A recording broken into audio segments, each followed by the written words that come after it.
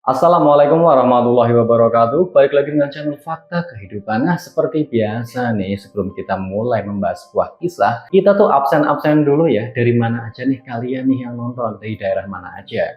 Nah, kalian bisa tuliskan di kolom komentar. Kemarin udah banyak banget nih yang komen. Ada yang dari Sukabumi, Makassar, Bali, Blitar, terus Cilongkok. Ada juga yang dari Bekasi, Jakarta, Lampung, Kebumen, dan Jayapura pun ada juga. Masih banyak banget yang dari luar negeri pun ada, dari Jeddah, terus dari Korea, terus ada juga yang dari Taiwan, Hong Kong, dan Singapura. Banyak banget yang nonton. Kami ucapkan terima kasih dan selalu mendoakan untuk kalian semua. Semoga sehat selalu, dipanjangkan umurnya, diberikan kemudahan dalam mencari rezeki, dan dimudahkan segala urusannya. Nah, kali ini tuh ada cerita kiriman dari salah satu subscriber kita yang ngirimin ceritanya itu dari luar negeri. Salah satu TKW subscriber kita ini menceritakan kisahnya masih tentang berbau-bau perselingkuhan. Nah, bagaimana nih kisahnya? Pasti banyak banget dong dari kalian yang penasaran menceritakan perselingkuhan yang terjadi atau yang dialami oleh TKW ini. Nah, nggak usah lama-lama lagi, kita masuk ke ceritanya.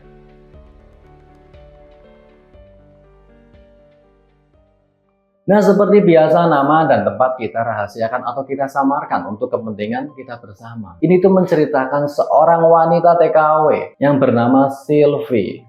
Sylvie ini adalah seorang ibu dari 5 anaknya. Dia menikah dengan seorang pemuda atau seorang pria bernama Radit. Kehidupan mereka itu awal-awalnya biasa-biasa saja, normal pada umumnya. Namun, hari demi hari itu sih keluarganya Sylvie dan si Radit itu makin lama karena punya anak, dia tuh makin banyak beban, makin banyak kebutuhan. Sedangkan keuangannya si Radit itu pekerjaannya menjadi seorang buruh pabrik, tidak cukup untuk mencukupi semua itu. Radit dan si Sylvie ini hidup di sebuah kampung atau sebuah desa, ya pinggiran ibu kota lah. Di sana Radit sama si Sylvie itu udah punya rumah sendiri, walaupun masih terbilang ya rumah sederhana. Rumahnya itu tidak jauh dari keluarganya si Sylvie, rumah utamanya atau rumah orang tuanya si Sylvie itu. Nah, pada suatu hari keluarganya si Sylvie itu mengalami ya cobaan. Namanya berkeluarga itu pasti mengalami cobaan dan mengalami rintangan-rintangan. Nah, keluarganya si Sylvie mengalami itu. Bahwasanya suaminya si Sylvie, si Radit ini mengalami kecelakaan kerja di tempat kerja.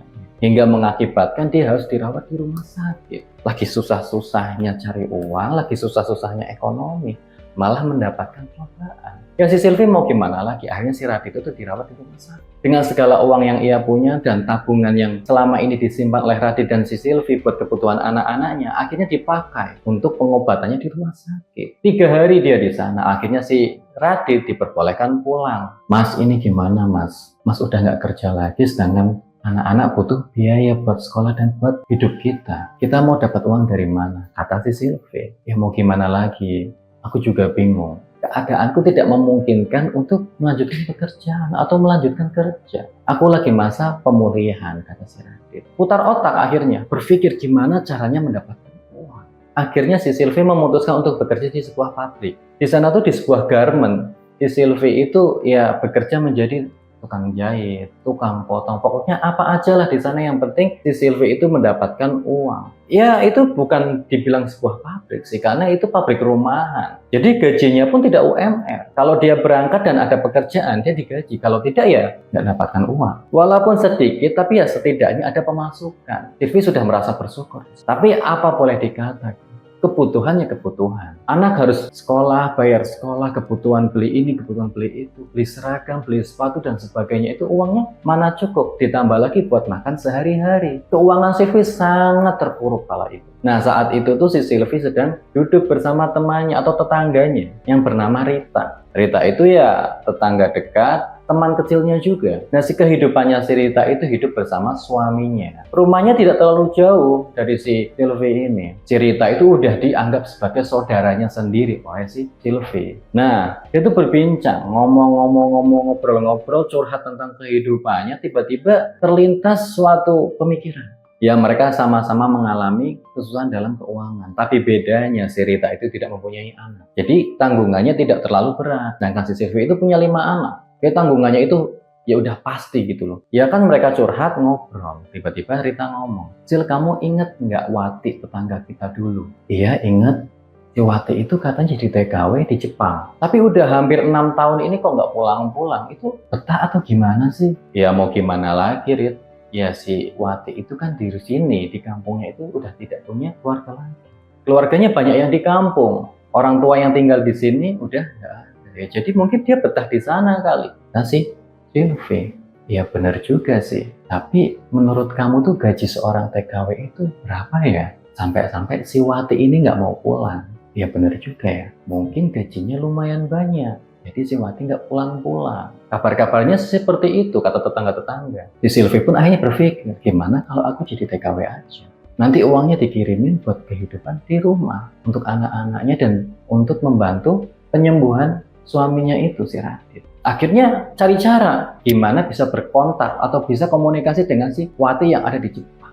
Dicarilah Facebooknya oleh si Sylvie ini. Akhirnya ketemu tuh Facebooknya si Wati. Ngomong di sana, mengungkapkan keinginannya atau niatnya untuk jadi TKW. Diajarilah cara-caranya jadi TKW.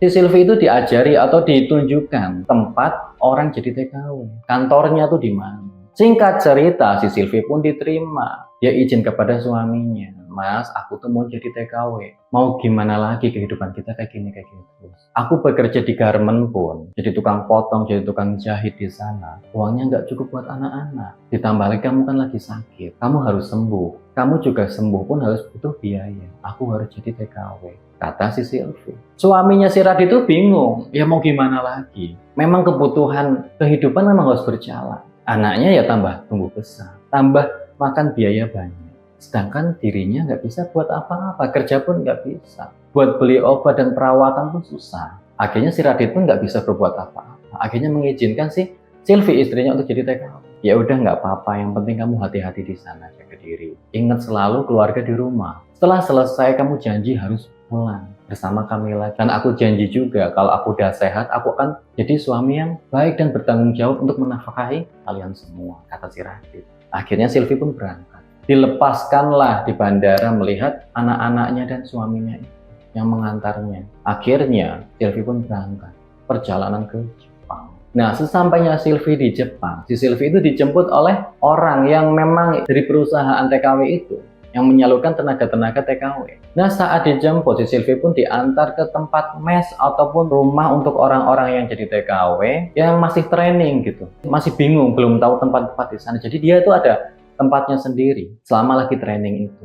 Akhirnya si Sylvie pun di sana dikenalkan dengan majikannya, dikenalkan tempat-tempatnya. Sylvie itu ngerasa, wah ini tempat baru.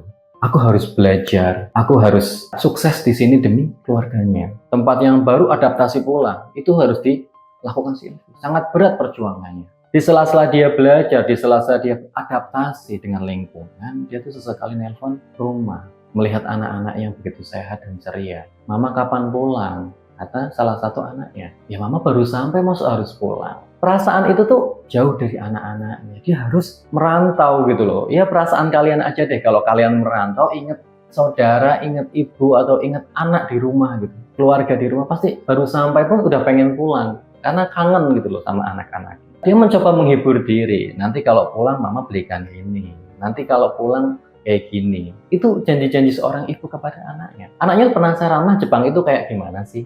Hanya di videoin, difotoin tempat-tempat. Ya Jepang itu memang beda dengan kampungnya si Sylvie. Banyak toko-toko yang menyajikan makanan-makanan yang khas budayanya Jepang. Kemerlap-kemerlapnya lampu, gedung-gedung tinggi, banyak banget di sana. Yang tidak bisa Sylvie lihat di kampung. Dia fotoin, dia videoin kepada si anak-anaknya itu. Anaknya ngomong, mah kapan-kapan aku pengen kesana juga dong. Kalau udah besar, ya udah.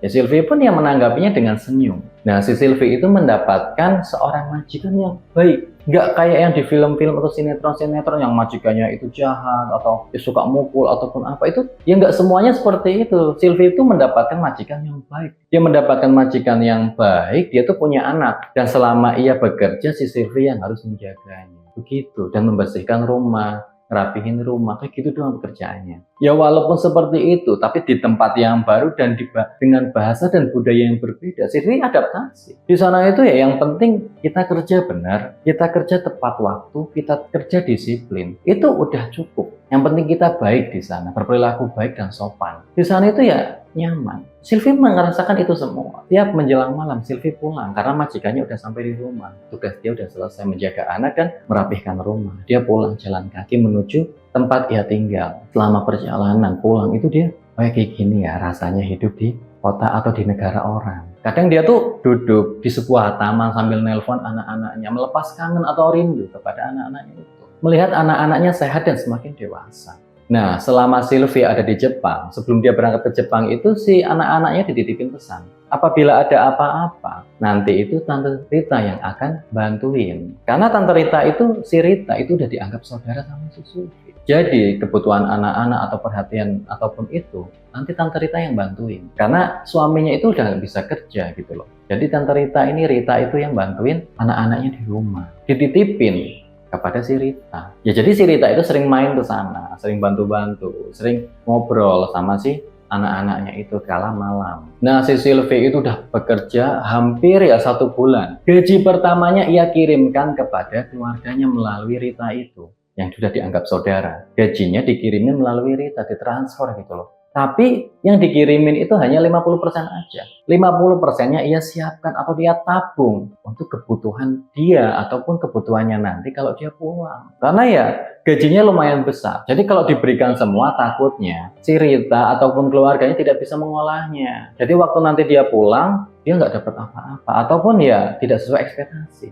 Karena uangnya itu cuma buat makan-makan aja dan kebutuhan, tidak ada tabungan. Jadi ia inisiatif untuk menabungnya sendiri. Gajinya ia tabungkan setengahnya. Nah karena Rita sering datang dan mengurusi anak-anaknya si Sylvie di sana, akhirnya lambat laun si Rita sama suaminya dan anak-anaknya itu menjadi jadi ya kayak biasa aja. Namun kedekatan yang terlalu dekat itu tidak selamanya baik. Akhirnya setan-setan itu pun muncul di sana. Suaminya yang sudah beranjak sehat kembali, itu makin akrab dengan si Rita. Saat si anak-anaknya pergi sekolah, rumah kosong, hanya ada suaminya aja. Rita itu sering main ke sana. Nah, di sanalah muncul benih-benih cinta yang harusnya itu tidak ada di antara mereka berdua. Karena Rita sering perhatian kepada suaminya Sylvie ini, si Radit. Sering sana, sering memberikan makan, sering masakin, atau sering merapihkan rumah. Dengan alasan-alasan seperti itu, mereka sering berduaan. Namun si Radit itu sadar diri, yang mana mungkin hubungan ini tuh atau rasa ini tuh terungkapkan karena dia sadar bahwa dia udah punya anak, dia juga udah punya istri. Jadi nggak mungkin kalau misalnya si Radit dan si Rita itu untuk jadi menjalin sebuah hubungan yang ya resmi gitu. Namun sekuat-kuatnya Rita dan si Radit ini menahan perasaannya karena sering bertemu akhirnya pun kena juga. Pada suatu ketika si Rita itu mengungkapkan perasaannya. Si Rita itu awalnya curhat tentang suaminya yang selalu sibuk, tidak pernah perhatian lagi. Cintanya tidak seperti dulu lagi, kata si Rita itu. Akhirnya dia mulai membahas tentang perasaan.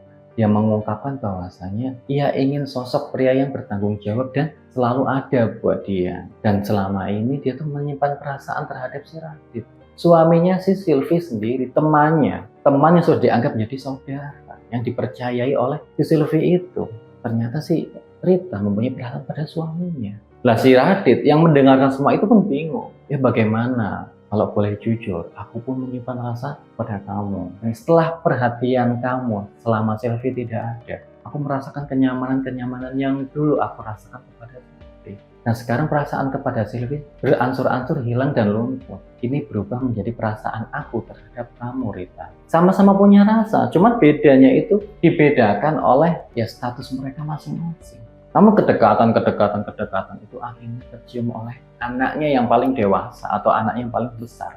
Sebut saja namanya Maya. Maya itu sering melihat si Radit, bapaknya itu dekat sama si Tante Rita. Kedekatannya itu kayak dulu mamanya sama bapaknya. Sering ngobrol, sering ngopi, sering rangkul-rangkulan gitu loh. Kedekatannya nggak wajar. Namun dikala si Maya ini pengen melaporkan ke mamanya, bapaknya itu nggak bisa. Karena handphonenya itu dipegang oleh bapaknya terus. Dia tuh nggak bisa nelpon sama mamanya, laporan itu. Nah sedangkan selama ini keuangan itu diurus sama Tante Rita. Si Maya nggak bisa berbuat apa-apa. Kejadian ini udah hampir 3 tahun lamanya. Akhirnya si Sylvie yang bekerja keras di Jepang sebagai TKW itu udah waktunya untuk pulang. Dan anehnya 1 bulan sebelum kepulangan si Sylvie ini, Sylvie itu tidak bisa menghubungi telepon rumah. atau teleponnya si Radit ataupun si Rita itu. Kalau ditelepon selalu nggak bisa, nggak nyambung terus. Entah apa yang terjadi, dia tuh khawatir. Dan kekhawatiran ini pun akhirnya menimbulkan kecurigaan tersendiri. Ada apa di rumah? Silvi akhirnya bilang kepada pengurus TKW-nya itu, ngomong, "Bu, maaf, saya pengen pulang cepat, bisa atau tidak? Karena kok rumah nggak bisa dihubungin, saya khawatir terjadi apa-apa di sana." Akhirnya si Silvi itu mendapatkan dispensasi ataupun keringanan. Ya udah, nggak apa-apa. Lagian udah sebentar lagi kamu selesai masa kontraknya. Kamu juga nggak pernah ambil cuti. Jadi cutinya itu untuk menggantikan hari-hari yang sisa-sisanya itu. Akhirnya Silvi diperbolehkan pulang. Sampailah di bandara. Di bandara ia perjalanan pulang ke Soekarno-Hatta, ke Jakarta. Itu lama banget rasanya. Namun perasaannya itu semakin gembira, senang akan bertemu dengan anak-anaknya itu. Sampailah Silvi di Jakarta. Sampainya di sana, Silvi itu pesen taksi online untuk mengantarnya pulang ke rumah. Saat dia pulang ke rumah, tiba-tiba rumahnya itu dalam keadaan terkunci. Kok kosong kayaknya. Rumahnya juga nggak terawat. Banyak dedaunan-dedaunan kering di depan rumahnya. Silvi bingung gitu loh. Ada apa ini? Akhirnya dia pun pergi ke rumah orang tuanya. Siapa tahu suami dan anak-anaknya ada di sana. Datanglah ke sana. Lah, sampailah di rumahnya ibunya Silvi. Sampai di sana, ibunya Silvi ada di depan rumah. Langsung memeluk ibunya itu. Dipeluk ibunya erat-erat karena kangen, rindu. Loh, kapan kamu pulang? Kok nggak ngabarin? Kata ibunya, iya nih Bu, aku mendadak. Udah kangen juga sama anak-anak dan suami. Anak-anak dan suamiku di sini nggak Bu. Soalnya rumahnya kok kosong, kayak nggak terawat. Anak-anak ada di dalam kok, masuk aja. Kata ibunya. Akhirnya Silvi masuk. Di sana anaknya lagi pada nonton TV. Melihat ibunya datang, udah pulang, langsung memeluk ibunya. Nangis dalam pelukannya gitu loh. Karena ya ngerasa kangen, rindu. Tangis mereka pecah di situ. Hingga akhirnya udah meluapkan segala kerinduannya. Si Silvi nanya, di mana bapak kalian? Kok nggak kelihatan? Anak-anaknya diem semua, nggak ngomong. Tiba-tiba ibunya datang. Kamu duduk dulu nak. Akhirnya Silvi duduk. Silvi bingung loh, bapaknya nggak ada, anak-anaknya ditanya bapaknya di mana, dia malah disuruh duduk sama ibunya.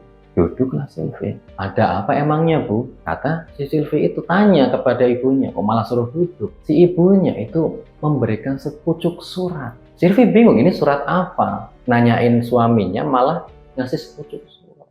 Saat Silvi membuka surat itu, Silvi itu terkejut bukan main. Ternyata yang diberikan adalah surat cerai dari suaminya si Radit itu. Nah, akhirnya ibunya pun bercerita. Ternyata selama Silvi pergi, si Radit itu dan si Rita menjalin hubungan terlarang selama ia pergi 3 tahun itu. Hubungan terlarang mereka itu pertama diam-diam, tidak ada yang tahu. Hingga akhirnya suami si Rita itu mencium gelagat-gelagat aneh dari istrinya. Hingga ketahuanlah si Radit sama si Rita menjalin hubungan terlarang. Dan si Rita itu diceraikan oleh suaminya. Mengetahui si Rita yang udah diceraikan kayak gitu, si Rita nggak terima. Rita akhirnya memojokkan si Radit untuk menikahinya. Karena hubungan mereka ini, si Rita diceraikan. Akhirnya Radit pun nggak bisa berbuat banyak. Warga-warga pada tahu cerita-cerita atau berita-berita ini udah sebar. Mereka udah kumpul kebo, mereka udah pernah hubungan terlarang. Hingga mau nggak mau, akhirnya si Radit pun mau menikahi si Rita. Rita memberikan syarat bahwasanya kalau kamu mau menikah dengan aku ya harusnya cerai juga dari si Silvi. Radit pun menceraikan si Silvi dan meninggalkan anak-anaknya. Begitu ceritanya gitu loh. Ceritanya sih Radit, suaminya si Silvi. Silvi yang mendengarkan cerita ibunya itu tentang suami itu menangis, gak kuasa menahan tangis. Ternyata selama ini Silvi berjuang di luar negeri selama 3 tahun. Gajinya separuhnya ia kirimkan untuk menghidupi anak-anak dan suaminya. Ternyata malah berbuah pahit, tidak mengenakan. Ia malah diceraikan oleh suaminya sendiri. Dan lebih naasnya, suaminya selingkuh dengan temannya sendiri yang dianggap sebagai saudara. Yang dianggapnya udah dipercayai. Kekecewaan dan sakit hati yang luar biasa Silvi alami. Setelah pulangnya ia dari Jepang itu, dari TKW. Tangis pun pecah di sana. Anaknya Maya itu ngomong, maafkan aku Ma. Aku mau cerita, aku mau telepon ke mama, tapi nggak bisa, selalu dilarang oleh papa, oleh bapaknya itu si Radit. Ia mencoba menguatkan diri dan tabah menghadapi hidupnya.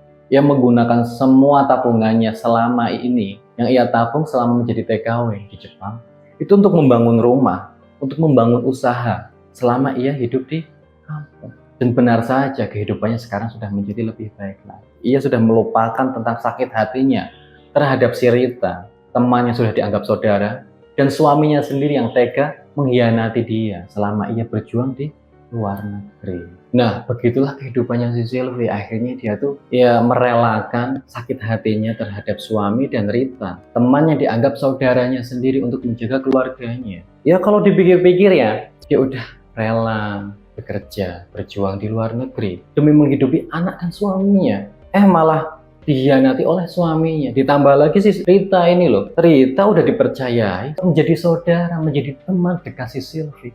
Malah tega-teganya, malah merebut suaminya selama si Sylvie bekerja di luar negeri gitu. Ini sangat bikin kecewa dan sangat pengkhianatan yang cukup luar biasa ya.